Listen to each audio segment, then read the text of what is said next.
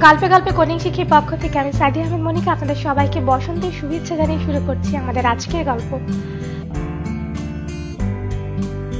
আজ আমরা শিখব পিএইচডি টু এইচটিএমএল। তো পিএইচডি বিষয়টা আসলে কি? পিএইচডি বিষয়টা হচ্ছে ফটোশপ ডকুমেন্ট, অর্থাৎ পিএস এটা দিয়ে বোঝাচ্ছে ফটোশপ আর ডি দিয়ে ডকুমেন্ট, অর্থাৎ ফটোশপের তৈরি করা একটা ডকুমেন্ট যে জিনিসটা থেকে আমরা একটা সুন্দর, সেটাকে বলতে পারি একটা ইমেজ আকারের একটা বিষয়। তো সেই বিষয়টা থেকে আমরা কি করব, সেটাকে এইচটিএমএল এ রূপান্তর করব। তো পিএইচডির জন্য কি লাগে? পিএইচডি যেহেতু ফটোশপ ডকুমেন্ট, তাই এর জন্য অবশ্যই আমাদের অ্যাডোব ফটোশপের যে কোনো একটি ভার্সন থাকতে হবে, যার মাধ্যমে সহজে আমরা পিএইচডি ওপেন করতে পারবো এবং আমরা সেই পিএইচডি থেকে এইচটিএমএল করতে পারবো। আমরা এখন দেখে আসি আসলে পিএইচডিটা কি, অর্থাৎ ফটোশপটা আগে আমরা তাহলে প্রথমে ওপেন করে নেই। তো আমরা ফটোশপে চলে যাই। আমি আমার ডেস্কটপে অ্যাডোব ফটোশপ সিসি এই ভার্সনটা ওপেন করছি।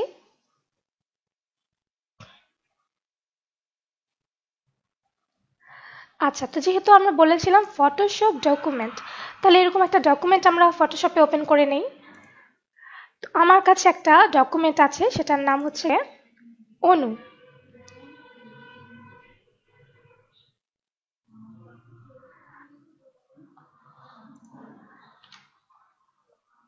তো এরকম একটা ফটোশপ ডকুমেন্ট আমার কাছে আছে। দেখুন, প্রথমেই ফটোশপ ডকুমেন্টে যখন আমরা ওপেন করলাম তখন লম্বালম্বি এবং আড়াআড়ি ভাবে কিছু রেখা এসছে। তো এগুলো হচ্ছে গিয়ে গ্রিড। আমরা এগুলো দেখতে চাচ্ছি না, আমরা এগুলোকে সরিয়ে ফেলতে চাচ্ছি। তো সেক্ষেত্রে আমাদের কি করতে হবে, আমরা কিবোর্ডের কন্ট্রোল এইচ এটা প্রেস করলে দেখুন রেখাগুলো চলে গেছে। এখন এই ডকুমেন্টটা খুব ছোট দেখাচ্ছে, আর আমরা ডকুমেন্টটাকে একটু বড় করব। তো সেক্ষেত্রে আমরা কি করব, কন্ট্রোল প্লাস চাপ দিব। দেখুন জিনিসটা আস্তে আস্তে বড় হয়ে আসছে। তো আমরা দেখতে পাচ্ছি এটাই হচ্ছে কি একটা পিএইচডি, ফটোশপের তৈরি করা একটা ডকুমেন্ট।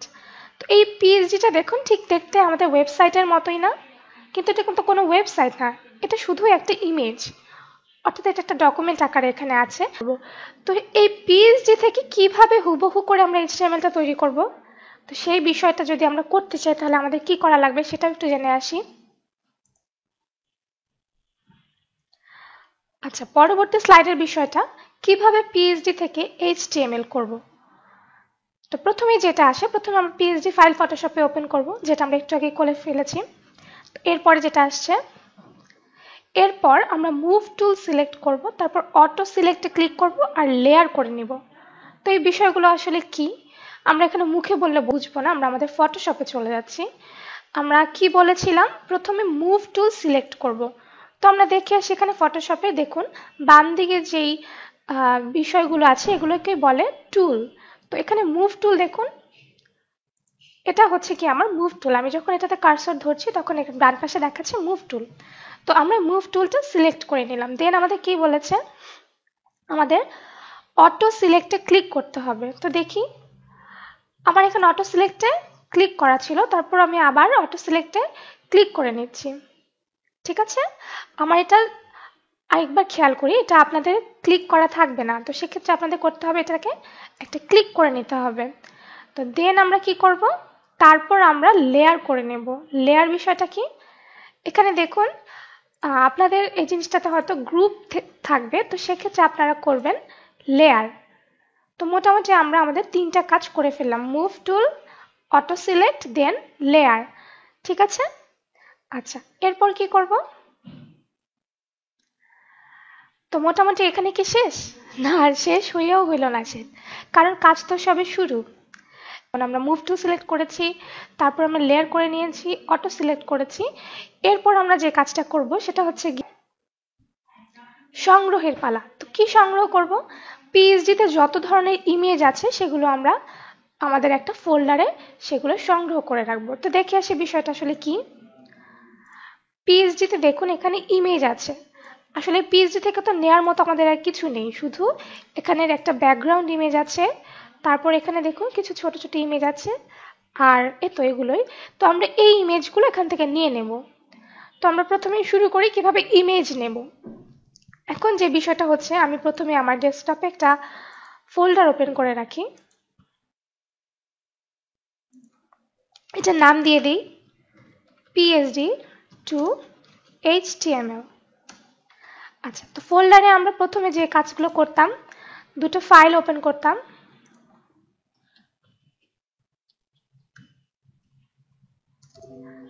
একটা হতো index.html, দেন আরেকটা হচ্ছে style.css।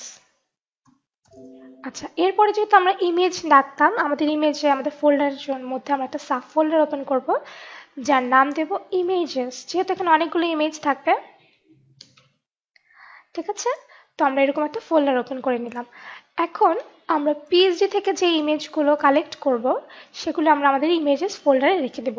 এখন কথা হচ্ছে, পিএসডি থেকে আমরা ইমেজ নিব কিভাবে। পিএসডি থেকে আমাদের কি কি নিতে হয়? প্রথমত একটা পিএসডি থেকে নিতে হয় পিএসডির লোগো। হ্যাঁ, বাম পাশে দেখুন এখানে লেখা আছে একটা অনু, তো এটাই হচ্ছে কি পিএসডিটার লোগো। তারপরে এই ব্যাকগ্রাউন্ড ইমেজ, নিচের এই ছোট ইমেজগুলো। আচ্ছা, এইগুলোকে দেখে আপনারা ঘাবড়ে যাচ্ছেন যে আমি এটাকে ইমেজ বলছি না কেন। এটা আসলে কোনো ইমেজ না, এগুলো হচ্ছে আইকন। তো আমরা ওটাতে একটু পরে যাচ্ছি, আমরা প্রথমে ইমেজগুলোতে চলে যাই।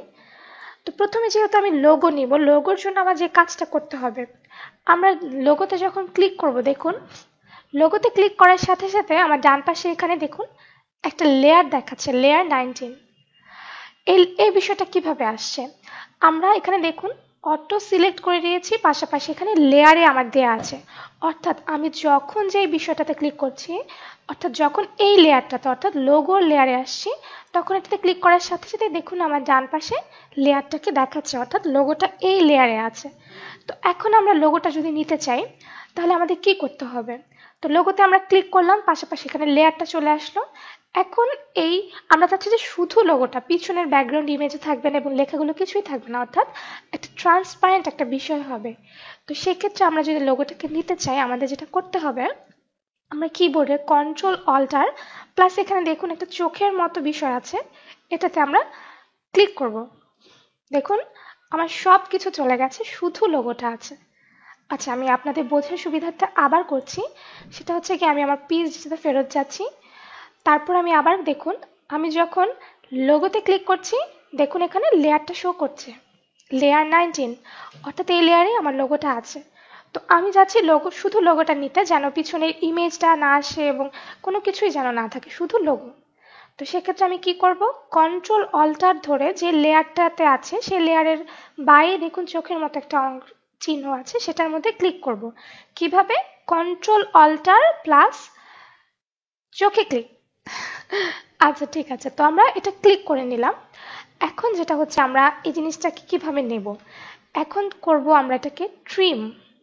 ইমেজ অপশনে যাব, ইমেজ অপশনে গিয়ে এখানে দেখতে পাবেন ট্রিম। ট্রিমে দেখবেন আপনার এখানে ট্রান্সপারেন্ট পিক্সেলসে ক্লিক করা আছে কিনা এবং টপ, লেফট, বটম, রাইট এই চারটাতে টিক দেওয়া আছে কিনা। যদি এরকম করেই থাকে, তাহলে আপনি জিনিসটাকে ওকে করে দিবেন, ঠিক আছে। আচ্ছা, এরপরে এখন আমরা এটাকে সেভ করব। আমরা আমাদের সেই ফোল্ডারটাতে সেভ করতে চাচ্ছি। তো ফোল্ডারটাতে সেভ করতে হলে আমার যেতে হবে, ফাইলে যাব, তারপর save for web. Save for ওয়েবে আসলে এখানে একটা খুব জরুরি এবং গুরুত্বপূর্ণ বিষয় সেটা হচ্ছে, আমাদের এখানে দেখুন জেপিজি। হ্যাঁ, এখানে এইটা থাকবে আমাদের সবসময়। আমরা এর আগেও দেখেছি যে আমরা ইমেজ যখন নিয়েছি, হয়তো কোনো ইমেজের নাম ছিল জেপিজি, কোনোটার নাম ছিল পিএনজি, কোনোটা হয়তো জিফ থাকতে পারে। তো আমরা লোগো নিব অলওয়েজ PNG24 এই ফরম্যাটে আমরা লোগোটাকে সবসময় সেভ করব। এটা যেন কখনো আমাদের ভুল হয়ে না যায়। তো আমরা PNG24 নিব, যেন আমাদের লোগোটা সবসময় ট্রান্সপারেন্ট ভাবে থাকে। অর্থাৎ যখন আমি কোনো কালো ব্যাকগ্রাউন্ডের উপর লোগোটাকে নিচ্ছি, লোগোটা যেন শুধু লোগোটার মতোই থাকে ও পেছন থেকে যেন কোনো এক্সট্রা ব্যাকগ্রাউন্ড না পায়, ঠিক আছে। তো আমরা PNG24 করে নিলাম, দেন আমরা সেভ করব কোথায়, আমি আমার ডেস্কটপে চলে যাচ্ছি, সেই PSD to HTML A images ফোল্ডারে। এখানে আমি এটা লোগো নাম দিয়ে সেভ করে ফেলি, খুব সহজেই যেন আমরা বুঝতে পারি। তাহলে logo.png এই নামে আমি আমার ছবিটা সেভ করে নিচ্ছি, ঠিক আছে। আচ্ছা, তো এরপরে আমরা আবার আমাদের পিএইচডিতে ফেরত যাচ্ছি। আমরা হিস্ট্রিতে গিয়ে এখানে ক্লিক করলে আমার আগের পিএইচডিটা ফেরত আসছে। তো এখন যেটা হচ্ছে, এখন আমরা নিব ব্যাকগ্রাউন্ড ইমেজটা। তো ব্যাকগ্রাউন্ড ইমেজটাতে ক্লিক করি ঠিক আগের মতোই। আমরা যখন যেটাতে লেখে ক্লিক করব তখনই ডান পাশে তার লেয়ারটা দেখাবে। এই লেয়ারটা কিভাবে দেখাচ্ছে, আমরা এখানে অটো সিলেক্ট প্লাস লেয়ার করে নিয়েছি। আমরা যদি এইগুলো করে না নিতাম তাহলে কখনোই আমরা কোনো কিছুর উপর ক্লিক করলে সেই লেয়ারটা ডান পাশে শো করতো না। ঠিক আছে? আচ্ছা, তো আমরা এখন এই ইমেজটার যে কোনো একটাতে ক্লিক করি। আমরা এখানে ক্লিক করলাম, দেখুন ঠিক ডান পাশে এই পুরো টোটাল ব্যাকগ্রাউন্ডটার লেয়ার চলে এসছে। তো এখন আমি যদি শুধু এই ব্যাকগ্রাউন্ড ইমেজটা নিতে চাই তাহলে আমাকে কি করতে হবে বলুন তো? একটু আগে আমরা যেভাবে লেয়ার লোগোটা নিয়ে নিলাম, লোগোটার জন্য আমরা কি করেছিলাম? কিবোর্ডের কি চাপতে হয় আমার সাথে সাথে আপনারা বলুন তো। আচ্ছা ঠিক আছে, পারছেন না তাহলে আমি বলে দিচ্ছি। কন্ট্রোল অল্টার প্লাস আমার লেয়ারের বাম পাশে যেই চোখের মতো অংশটি আছে সেটাতে ক্লিক করব।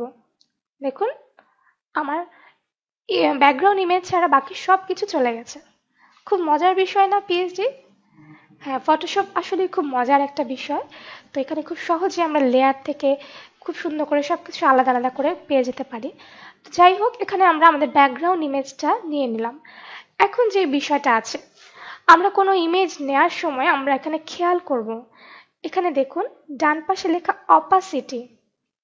এখানে আমরা যখন কোনো ইমেজ নেব তখন আমরা অবশ্যই অপাসিটিকে 100% করে দেব। কি করব? 100% করে দেব। দেখুন আমার ইমেজটা যখন আগের এভাবে ছিল, এটার অপাসিটি মেবি 80 ছিল। তো দেখুন তখন কিরকম দেখাচ্ছে, একটু একটা ব্ল্যাক একটা শেড এসছে। তো আমরা কখনো ব্ল্যাক শেড সহ ইমেজ নেব না। আমরা অলওয়েজ কি করব, অলওয়েজ ইমেজের ব্ল্যাকিশ ভাবটাকে দূর করে অর্থাৎ অপাসিটিটাকে পুরো 100% করে নেব। এখন দেখুন আমার ইমেজটা কি ঝকঝকে তকতকে মতো করে ইমেজতে যাব, তারপর দেন ট্রিমে ক্লিক করব, তারপর এখানে যদি সব ঠিকঠাক থাকে দেন ওকে করে দেব। দেখুন এখন শুধু আমার ইমেজটা ট্রিম হয়ে গেছে। এখন এটা সে আগের মতো সেভ করার পালা। তো আমরা ফাইলে যাব, তারপর সেভ ফর ওয়েবে যাব। এখন এখানে আরেকটা জিনিস খুব ভালোভাবে খেয়াল করবেন, আমরা লোগোটা নিয়েছিলাম PNG24-এ, কারণ আমাদের লোগোটা দরকার ছিল ট্রান্সপারেন্ট। এখন যে বিষয়টা হচ্ছে, পিএনজি ফরম্যাটে যদি আমরা কোনো ইমেজ নেই, সেই ইমেজের ওজনটা অর্থাৎ ইমেজটা খুব ভারী হয়ে যায়। এখানে দেখুন একটু বেশি খেয়াল করুন, আমি যখন PNG24-এর ইমেজটা আছে তখন এখানে দেখুন ইমেজটার দেখাচ্ছে 819.2 কিলোবাইট, অর্থাৎ কত বিশাল একটা ইমেজ হয়ে যাচ্ছে। এটা যখন আমরা ওয়েবসাইটটা যখন ব্রাউজারে রান করাবো তখন বিষয়টা খুব ভারী হয়ে যায়। তো সেক্ষেত্রে আমরা কি করব, আমরা যখন লোগো বাদে যে কোনো ইমেজ নেব সেটাতে আমরা অবশ্যই কি করব, জেপিজি ফরম্যাটে নিয়ে যাব। দেখুন আমি জেপিজিতে ক্লিক করার সাথে সাথে এখানে কত হয়ে গেল, 117। পিএনজিতে ছিল যেটা 819, সেটা জেপিজিতে হয়ে গেল 117। ঠিক আছে? তো আমরা এভাবে কি করব, আমরা এই ব্যাকগ্রাউন্ড ইমেজটা এভাবে সেভ করে নেব। কোন ফরম্যাটে? জেপিজি ফরম্যাটে। তো আমরা এটা সেভ করে নিচ্ছি। ঠিক আমার আগের ফোল্ডারটাতে চলে এসছে, আমরা এটাতে দিয়ে দেই background.jpg। ঠিক আছে? আচ্ছা, তো এবার আমাদের যে বিষয়টা হচ্ছে, আমরা আবার হিস্ট্রি থেকে আমাদের পিএইচডিতে ফেরত আসলাম। আচ্ছা, পিএইচডি থেকে আমাদের কি কি নেওয়া লাগে সেই বিষয়গুলোই আজকে করে রাখি। আইকন আমরা কখনো ফটোশপ থেকে নেব না, এটা আমরা ফন্ট ও সাম একটা বিষয় আছে সেখান থেকে যেয়ে নিব। তো সেটাতে আমরা আজকে যাচ্ছি না, আমরা একটু জাস্ট ইমেজগুলো কপি করে নিচ্ছি। তো এখন আবার আমার ইমেজ কপি করার পালা। তো এখানে দেখুন আমরা আবার সেই একটা ইমেজ পেলাম। তো এই ইমেজটাও আমরা এখান থেকে কপি করে নিচ্ছি। তো কি করব, আমরা ইমেজে ক্লিক করব, দেন দেখুন আমার ডান পাশে লেয়ার চলে এসছে। তো আগের মতোই কন্ট্রোল অল্টার, তারপর লেয়ারের বাম পাশের এই চোখের মতো অংশটিতে ক্লিক করব, সব চলে যাবে, শুধু সেই ইমেজটাই থাকবে। এখন এই ইমেজটা নেওয়ার ক্ষেত্রে দেখুন এখানে অপাসিটি আপনার 50% আছে। আমরা এর আগে বলেছিলাম যে আমরা কোনো ইমেজ নিতে চাইলে তার অপাসিটিটা আমরা অলওয়েজ 100% করে নেব। তারপর আমরা ইমেজে গিয়ে ট্রিম করব, তারপর সবকিছু ঠিক থাকলে ওকে, দেন ফাইলে গিয়ে সেভ ফর ওয়েব, তারপর এটা জেপিজি ফরম্যাটে নেব, তারপর এটাকে সেভ করে দেব। এটার নাম দিয়ে দিই আমরা, এটা আমাদের একটা নাম দিয়ে দিতে পারি সার্ভিস 1, এরকম নামে একটা নাম দিয়ে সেভ করে ফেললাম। তো খুব দ্রুত আমরা এবার ইমেজ কপি করার বিষয়টা শেষ করে আসি। আমাদের এরপরে আসছে এই ইমেজটা, এটাতে ক্লিক করার সাথে সাথে ডান পাশে লেয়ার চলে আসছে। তো আমরা কি করব, কন্ট্রোল অল্টার চোখে ক্লিক। আচ্ছা, চোখে ক্লিক করে আমরা কি করলাম, ইমেজটাকে ট্রিম করে নেব। ওকে, তারপর ফাইলে যাব, সেভ ফর ওয়েব, জেপিজি, তারপর সেভ। এটার নাম দিয়ে দিই সার্ভিস 2। আচ্ছা, ঠিক একই রকম ভাবে বাকি দুটো ইমেজ আমরা নিয়ে নিচ্ছি। কি করব আপনারা বলুন তো আমার সাথে সাথে। আচ্ছা হ্যাঁ, ঠিক হচ্ছে, খুব সুন্দর। ইমেজের উপর ক্লিক করব, দেন ডান পাশে লেয়ার আসবে, তারপর শুধু ইমেজটাকে পেতে চাইলে কন্ট্রোল অল্টার চোখে ক্লিক, তারপর আমার শুধু ইমেজটা থাকছে। এরপর ইমেজে গিয়ে ট্রিম করব, সব কিছু ঠিক থাকলে ওকে, তারপর ফাইলে গিয়ে save for web, then JPEG ফরম্যাটটা যেন ঠিক থাকে, তারপর সেভে গিয়ে জাস্ট আমরা ইমেজটা সুন্দর করে একটা নাম দিয়ে দিচ্ছি। ঠিক আছে, এভাবে হয়ে যাচ্ছে। লাস্ট ওয়ান আমাদের এই ইমেজটা বাকি ছিল। এই ইমেজটাতেও ক্লিক করলাম, ডান পাশে লেয়ার চলে আসলো, তারপর কন্ট্রোল অল্টার চোখে ক্লিক, তারপর ইমেজে গিয়ে trim, then okay, then save for web, JPG format, তারপর সেভ।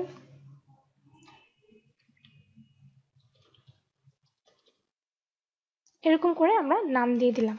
তো মোটামুটি আমরা আজকে এতটুকুই দেখলাম যে আমাদের পিএইচডি বিষয়টা কি, পিএইচডি থেকে আমরা কিভাবে কোন জিনিসগুলো নেব। পিএইচডি থেকে আমাদের নেয়ার বিষয় থাকে মূলত লোগো, তারপর ছবি, তারপর এখান থেকে আমাদের ফন্ট। আমরা যখন টোটাল পিএইচডি থেকে এইচটিএমএল এ চলে যাব, তখন আমরা যখন ফন্ট লিখব, তো তখন ফন্ট ফ্যামিলিটা আমরা এই পিএইচডি থেকে জেনে নেব যে এই ফন্টটার ফ্যামিলি কোনটা।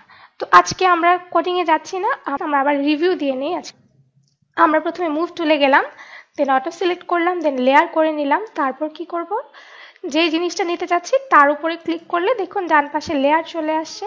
তো আমরা যদি শুধু লোগোটাকে পেতে চাই তখন কি করব, কিবোর্ডের কন্ট্রোল অল্টার, তারপর সেই লেয়ারটার বাম পাশে ক্লিক করব। তারপরে কি করব, তারপরে যাব আমরা ইমেজে গিয়ে ট্রিম করব। ট্রিমে এখানে যেন সব কিছু ঠিক থাকে, তারপর ওকে করব। ওকে করার পর যেটা হচ্ছে ফাইলে যাব, সেভ ফর ওয়েবে যাব। আর লোগোর ক্ষেত্রে আমরা বলেছি লোগোকে নিব অলওয়েজ PNG24 এই ফরম্যাটে, তারপর সেভ করব। আর আমরা বাকি যে ছবিগুলো আছে সেগুলোকে কি ফরম্যাটে নেব, সেগুলোকে আমরা নেব জেপিজি ফরম্যাটে। মনে আছে সবার? আচ্ছা ঠিক আছে। তো আমরা আমাদের পরবর্তী টিউটোরিয়ালে দেখাবো কিভাবে আমরা এই পিএইচডি থেকে এইচটিএমএল এ রূপান্তর করতে পারবো। তো সে পর্যন্ত সবাই ভালো থাকুন, সুস্থ থাকুন।